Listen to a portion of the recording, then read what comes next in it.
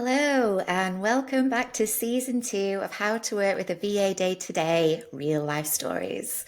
So, this time round, we are going with a fresh new look and we're going to be interviewing lots of different business owners, finding out what they do and why they do it, and the stories that led them to where they are today. So, to kick things off, it's going to be me first. I'm going to be sharing my business journey with you all. And today, my fabulous producer, Ellie, will be doing the interviewing and asking me the questions. Hi, Elaine. How are you? Hi, Ellie. How do you feel about the tables turned? Yeah, it's a bit strange to be sat on this side of the table. Oh, well, it's a good place to start, isn't it? And then we all just really want to hear the journey that Spero Solutions, Elaine, has taken to get to the small business you've got. So, how about you tell us a bit more about yourself? Tell us a bit about your day-to-day living life and the business you're working in. Sure, yeah. So, I have run Spero Solutions for the last 4 years, coming up on 5 years now. Time flies when you're having fun. And we are virtual assistants and virtual business managers. So, our sole purpose and the reason why the business was created was to support small businesses, either in the skill gaps that they've got in their business or just helping them, with the everyday firefighting that goes on when you're running a business and yeah, just being there by their side every step of the way. So Yeah, and so that was just before COVID was it then when you set up? So I moved back from Australia in 2018, and that's when the business was set up. I immigrated there after a 10-year career in the public sector, and myself and my youngest brother Brian set up a steel fixing and concrete reinforcement business in Sydney. So I got Wow. first-hand experience at that point of the sacrifice and commitment and dedication needed to build a business from the ground up. But I took lots of skills from my time in the public sector, and yeah, was able to transfer those over into the business world. Wow. So Spero Solutions in a way is your second small business that you've set up because you actually launched one in Australia first. With my brother Brian, there was the two of us, so I didn't do it on my own. It is a lot different doing it on your own when you don't have Right. kind of that companionship or someone to moan to next to you. Yeah. And did you find, so you've been running your business about a year before COVID came and everybody went remote working then. Did you see that there was a shift in your business when that happened? Absolutely. I think before COVID happened, it was a little bit of a hard sell at times, trying to get people to understand remote working and how that would work in reality and whether it would work or whether they needed someone sat there in their office with them to know, that they were being productive and effective. But once COVID hit, everybody realized that it could be done a different way. And so the business has definitely benefited from that experience. Oh, that's good. So you Mm. were ahead of the game in many ways. You had the setup, you knew how to do it. And then it was just basically being that support for others that started to realize, yeah, we need to do this. How do I do it? And you had all the tools to do so, I guess. Yeah, definitely. And I mean, a lot of businesses that I work with have now gone to full remote working where they don't have leases or office buildings at all. They're just managing their whole team remotely. So, yeah. Oh, that's great. Well, as you said, this podcast is all about the twists and turns life takes and where we end up now from the journey we've taken and how these experiences have shaped us and the unique talents and experiences that we're offering. So, for us to get an idea of that, has there ever been anything substantial or a life changing event that's happened that you'd be willing to share with everyone? Yeah, I mean, there's been a few different life-changing events. I suppose leaving my career in the public sector after a decade was quite a life-changing event. I thought usually when you Yeah. get a job of that kind, you're there till you retire. But there was lots of cuts, budget cuts, and people applying for the jobs and all that kind of thing. So leaving that safety net was quite a big step. Yeah. Yeah. It's Moving a to big safety net, Australia, that, isn't it? yeah, it was a yeah. really, really big step to kind of leave there. Then moving to Mm. Australia, that was another life changing thing that, learning how to function in a new system and a new society and been so far away from home. And then obviously moving back home and having my little boy Jack. That was quite Oh, a big thing. Just how much it changed your life having kids, and how your work-life balance completely changes, your priorities yeah. completely change. How did that change for you when you had a small child then, and being remote working as you do? How did that shift for you? Well, I'm completely in awe of the mums and dads that have to go into a building to work and don't work close to home or at home. I don't know how they do it.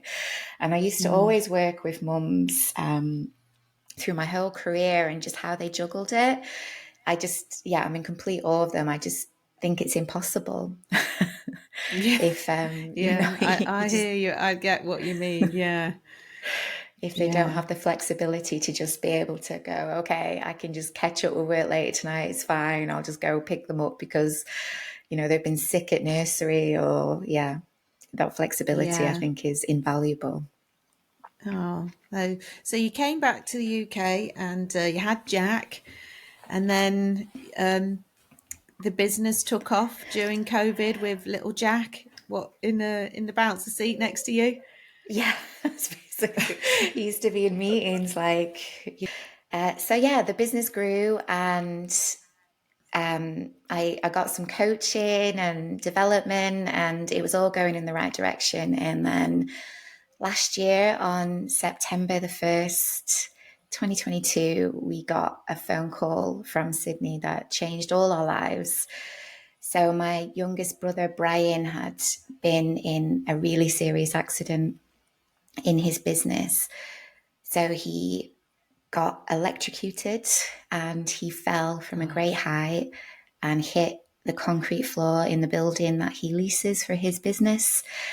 And Oh, they had to do CPR straight away. His heart stopped, and they did CPR for 20 minutes until the ambulance got there. So I'll never forget that moment. So I was actually in a client meeting and my phone was ringing a few times. It was my brother Kevin, and I was just like, oh yeah, I'll call you back. And then he messaged me saying, Elaine, I really need to speak to you. Pick up. gosh. So I got off that client meeting and I was about to go into another meeting. I literally had about a 15-minute break, and I called him back and he told me what had happened. And Oh, then I went into this next meeting and I can remember just being completely numb. I don't even know what I said to these people in this meeting. And I got off that call, and then started calling around other family members and trying to figure out what was going gosh. on really. Wow, that is life changing, isn't it? To receive that call, I just can't imagine really for you. So, wow. So, in the immediate instance of this happening, how did that impact on you and your family and the business? Like you say, you initially went into a business meeting and completely dazed, understandably. So from that point onwards, how did that start to impact on you? Did you go out to Australia? How did it unfold? Yeah, so I mean, I finished up work after that meeting, and then we, started calling round my sister and my mum and everybody else who kind of needed to know at that point. And um, Kevin actually, he lives in Australia, but he wasn't in Sydney. He was living up the coast, so he was about to get on a plane. So there was no family on the ground apart from some good friends. So we Right. started calling the good friends to see what was happening. But Brian had been rushed into A&E, and he was immediately in surgery, trying to tackle all the internal bleeding that he had. Oh my goodness. And so Kevin got to Sydney the following day, and then within 3 days, I was on the ground as well, because it just Wow. wasn't looking good at that point. We very, very nearly lost him. Very, very Gosh. close. So you packed up and got that flight as soon as you could. I can't imagine, Elaine, how that must have been for you. It's the other side of the world trying to get there in such a hurry, It Yeah, just it's actually drop and giving me run, goosebumps understandably. just talking about it. Yeah. Yeah, Yeah, literally had to yeah, drop everything. I emailed, and I think the relationship that I have with my clients is that I'm always open and honest about things because life does happen. And especially when you do have a small business, you're the only one in charge a lot of the time, and a lot of people rely on you. And if I was employed, there's absolutely no way I would have worked as the amount that I have done through this crisis. I would have just been given time off, or I'd have been signed off sick, and that would be it. I wouldn't even have to think about it. But I think with a small bit, as a small business owner, you do have to take a completely different approach. So I drafted an email while I was on the plane to all my clients, just explaining to them very honestly what had happened, what was going to happen for the next 2 weeks. I was like, I set out very clearly that, I'm probably going to be not communicating for the next few weeks while we figure this out, but I will be back in yeah. touch once I know more. And I just kept the lines of communication open with them for that initial 3 or 4 weeks. That's brilliant to even think to do that, and in the situation you were in. But did you find that you see, the thing is with the job you do as a virtual assistant business manager, it's very much a supportive job role, isn't it? But in this Yeah. situation, you were the one that was needing a huge amount of support around you. Did you see that coming through straight away? Yeah, I mean, the clients were just so understanding. Like everybody straight away was like, yeah, that's absolutely fine, completely understandable, sending their well wishes. I then had my team as well. Like I've got a small team of fabulous ladies that help deliver the work for Spero Solutions. And then obviously I've got, my husband, some good friends and family around me as well. So I think, yeah, in hard times, people pull together, don't they, and try to support Yeah. each other. Yeah. So you got to Australia. I guess when you're on that flight as well, you just don't know, in such a long time to be cut off from communication, I guess, in this really changing situation that you're facing. So you get to Australia, and how did you start to? Did you stay out there? Tell us more. What happened when you got to Oz? Did you say how long did you stay, and did you start to build a new support network, a longer lasting? How did it look? What happened next? So I got there, and you're right, it was ever changing at that point. It was very critical. We didn't even know if he was stable. I didn't even know if he was going to be alive when I got off the Oh plane. gosh. And then, um, so we got there. I got there late at night. My brother Kevin picked me up from the airport, and he had some updates about what was happening. And at that point, it still didn't look good. They didn't know if he was going to survive the next 24 hours. And then the next morning, we went into the hospital. And I think that moment of walking into ICU and seeing this, strong, 6'3" man hooked up to every single machine going, it was just, yeah, a moment I'll never forget for the rest of my life. There was No. just tubes coming out everywhere. He was on a ventilator. His stomach was just, when they kind of pack it, they left it Oh my open. goodness. So he had a cut from his chest down to his belly to try and Oh. contain the internal bleeding. So that was still packed. They left it open in case they couldn't, in case things went wrong again. He was in really, really bad shape. He was hanging on by a thread. So there was just me and my brother and, like I said, a little group of good friends in Australia, kind of managing it at the time. We were all just sat in the ICU waiting room, and we were allowed to go in two at a time.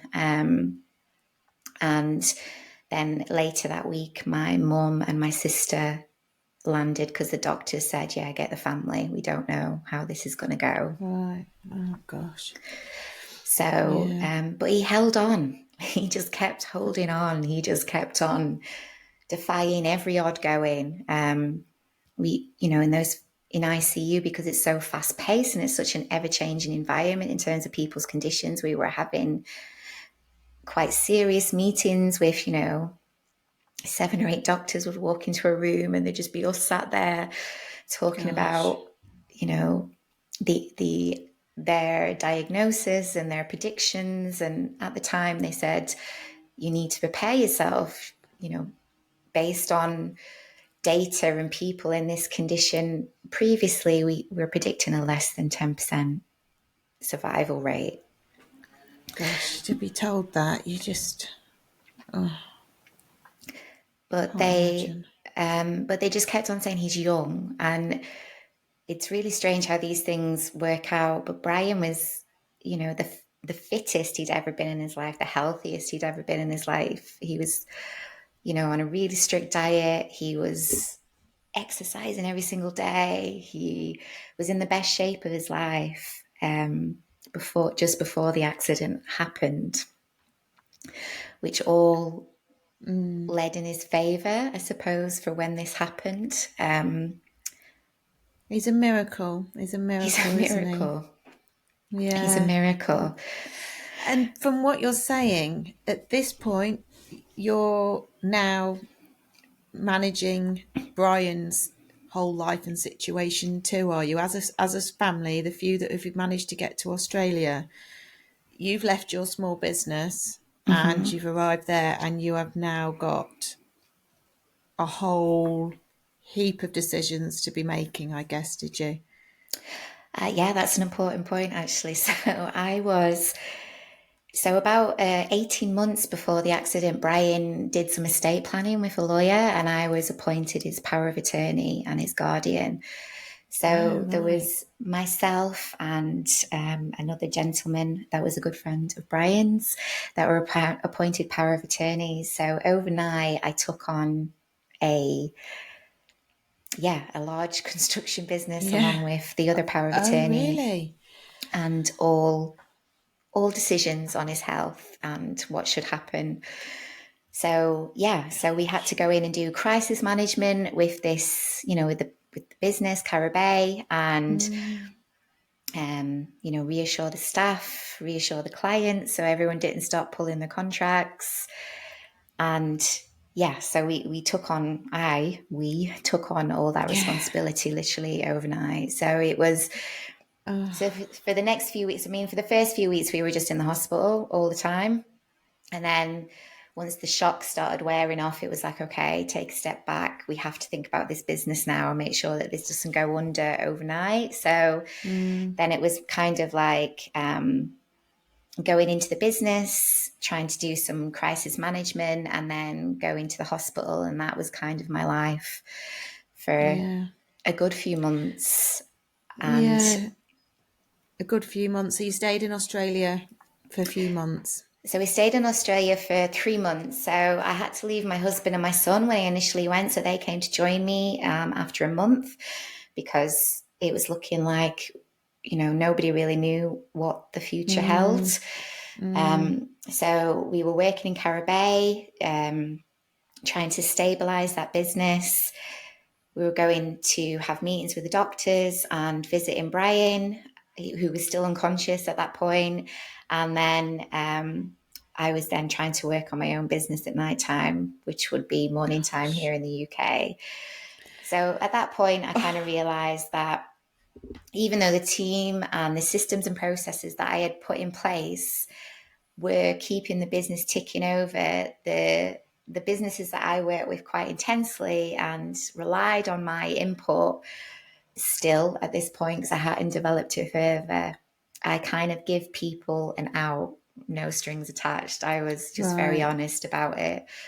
Yeah. I communicated with them all saying, look, this is the situation that we're in.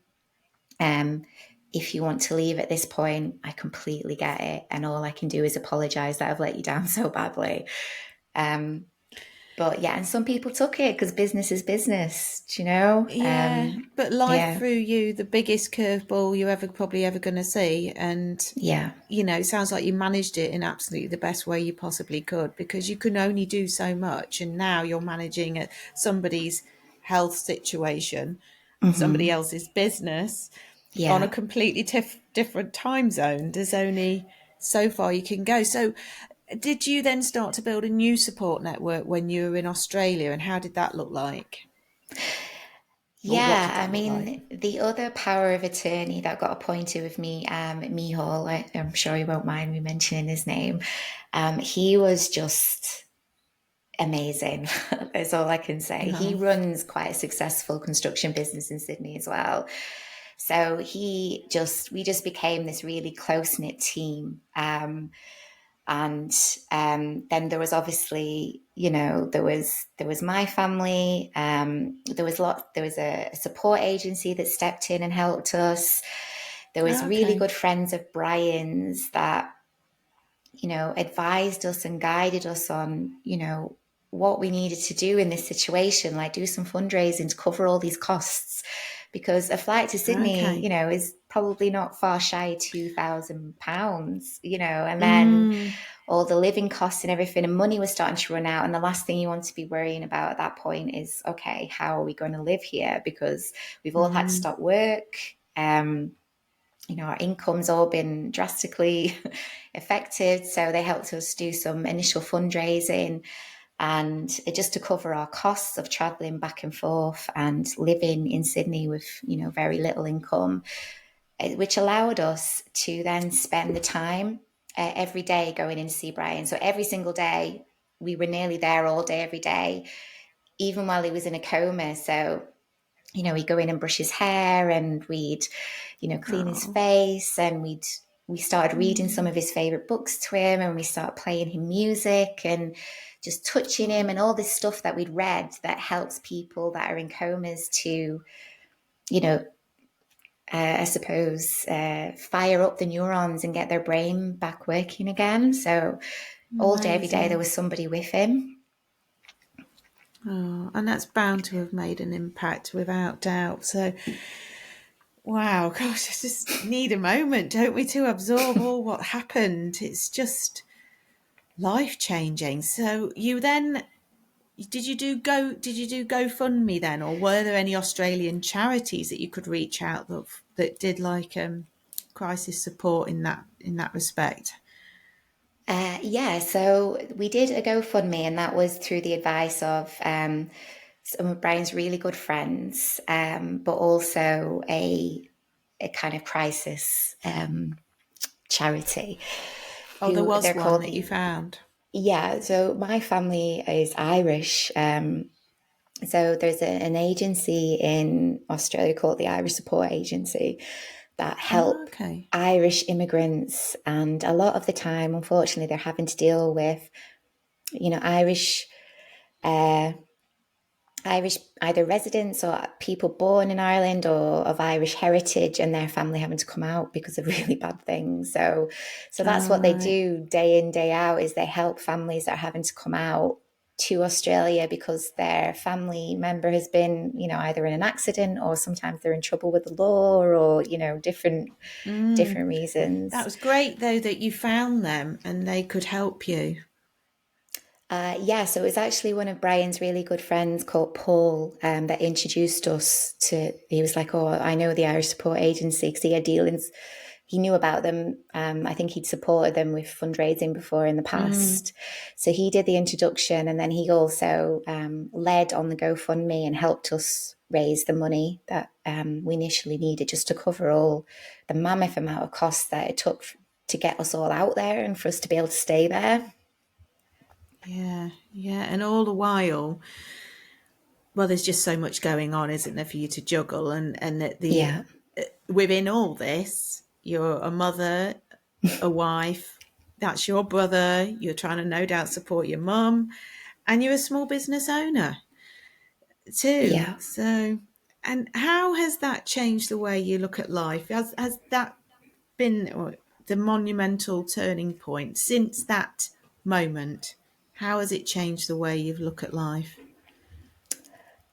Yeah, I mean, I don't think something that happened like that happens to you without it completely changing your view on Mm, everything. It definitely changed my point of view on a lot of stuff. And no matter how cliche it is about, living for the moment, because none of us know what tomorrow is going to bring. And I think for me, it's kind of reignited my passion for business, I suppose, and give me some reassurance that I'm in the right job. Because I know in the past, when life changing things have happened to me, I've always thought, you know what, I'm not meant to be doing this. This doesn't feel right anymore. And it just reignited the fact that actually, yeah, this is what I'm meant to be doing. And I have finally found my path after a few different careers in, I'm doing the right thing. I'm where I'm meant to be. But it's also made me think, I'm going to go, I suppose, pursue my goals and my vision, not only for my personal life, but for my business life fearlessly. Like, there was things holding me back before, or, your inner critic saying, you can't do that. It's too big. And now I'm like, the no, old it's not imposter too big. syndrome. Yeah. Yeah. Mm, I'm just like, do you know what? If someone had told me that I would have to go fly to Sydney and take over this huge construction business and, guide it out of crisis and do, juggle all these other things while yeah. in, I was in shock, I was in grief. Mm, There mm, was so much uncertainty as to whether he was going to come out of this coma or not. Nobody knew. And even then, when he came out of the coma, what would be the severity of the brain injury and whether Brian would want to live like that. Like there was just so mm. much uncertainty for 3 months. And I did all that through it. And if somebody told me you do that, I'd be like, yeah, right. So, would you say where did the support network sit in all this? How has that impacted you? And say you just didn't find the charity, the GoFundMe, Brian's amazing friends. Have you any idea how that might have looked? The picture may have looked differently.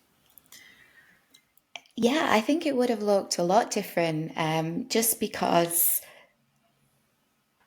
I don't know how to articulate that. Just because,